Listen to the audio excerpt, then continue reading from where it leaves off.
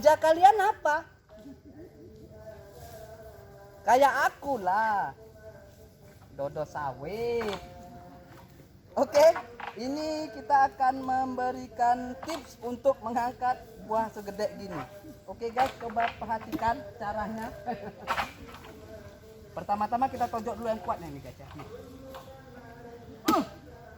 Ini ilmu bukan sembarang ilmu nih, ilmu ninja sawit. Kemudian ini diginikan. Buka dulu nih. Ini diajarin sama abang aku nih guys. Aduh, beratnya ya Allah ya Tuhanku. Udah kayak gini.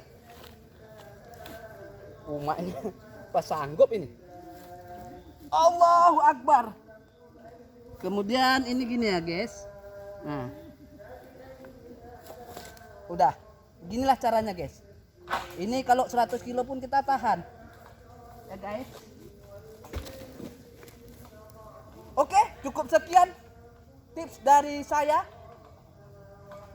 Mudah-mudahan bermanfaat. Kerja kalian apa?